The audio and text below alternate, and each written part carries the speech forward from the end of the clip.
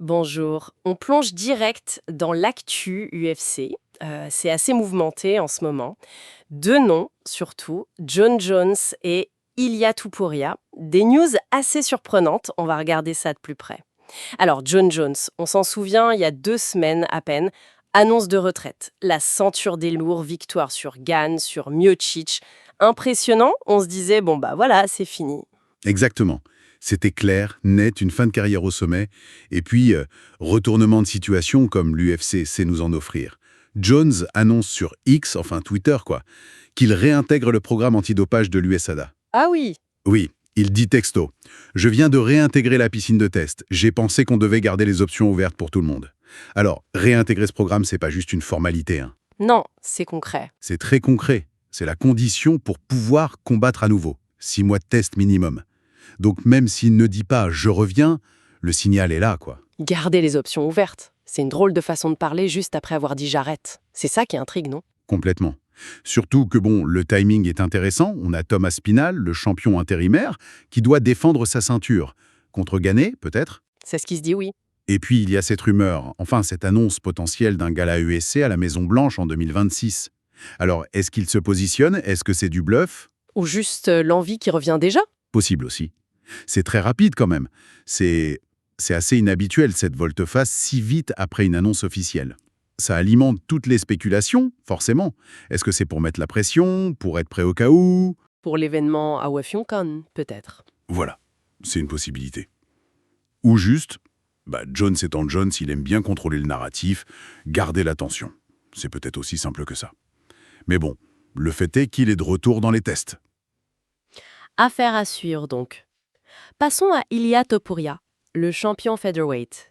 Depuis son KO sur Oliveira, il a l'air intouchable. Sa boxe en dit qu'elle est chirurgicale. Ah oui, debout c'est impressionnant, vraiment. Très propre, très puissant. La question c'est, est-ce qu'il est aussi dominant partout? Et notamment au sol. C'est ça. Est-ce qu'il peut gérer les lutteurs d'élite? C'est la grande interrogation. Exactement. Et c'est pas nouveau comme question, mais elle revient fort. L'analyste Laura Sango, elle a même poussé le truc en imaginant un combat contre Habib. Ah oui, carrément. Le combat de rêve ou de cauchemar, ça dépend pour qui. Bon, Khabib, c'est la référence absolue en lutte, on est d'accord. Sanko dit que, bien sûr, Khabib aurait une chance au sol, mais elle souligne à quel point la boxe de Topuria est dangereuse, même pour un lutteur comme Khabib. Elle rappelle qu'on n'a pas vraiment vu Topuria en difficulté au sol contre le top niveau. Contre Oliveira, ça n'a pas duré longtemps au sol, c'est vrai? 45 secondes, quoi. Et debout, on a vu le résultat. Elle mentionne aussi le combat contre Bryce Mitchell, où il y a eu quelques moments un peu plus compliqués au sol. Mitchell est un bon lutteur, mais c'est pas Khabib. Non, c'est clair. Et elle conclut en disant qu'un KO de Topuria sur une tentative de mise au sol de Khabib, c'était pas impossible à imaginer. Bon, ce combat n'arrivera jamais, Khabib est bien à la retraite, mais par contre, le prochain adversaire probable, Topuria, c'est qui? Ça parle beaucoup d'Arman Tsarukyan. Ah, Zaroukian.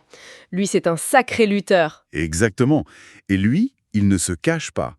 Il dit qu'il est confiant, qu'il peut l'amener au sol et le dominer. Donc, le test qu'on attendait, il pourrait arriver très bientôt. Ça, ce serait un vrai test de cette potentielle faille, voir s'il peut imposer sa lutte face à la puissance de Topuria. Tout à fait. C'est une chose de vouloir l'amener au sol, c'en est une autre d'y arriver, et surtout de le contrôler, sans se prendre un contre foudroyant. Ce combat, s'il a lieu, nous en dira beaucoup sur Topuria. Donc pour résumer un peu, d'un côté, on a John Jones qui joue avec l'idée de sa retraite, qui reste au centre du jeu chez les lourds sans combattre. Il sème le doute, quoi. C'est très malin. Et de l'autre, Ilia Topuria, champion dominant en striking, mais avec cette interrogation persistante sur sa défense au sol face aux spécialistes. C'est ça. Et ce qui est fascinant, c'est de voir comment ces deux situations montrent bien la dynamique du MMA. Un champion, même ultra dominant dans un domaine, peut toujours avoir une faille potentielle. Une faille qu'un autre style peut exploiter. Exactement. Ça soulève une question un peu plus large, tu vois. Est-ce qu'un style peut vraiment régner sans partage? Ou est-ce qu'il y a toujours, à un moment, une adaptation, un contre spécifique qui finit par émerger? C'est l'évolution constante du sport, en fait. Voilà.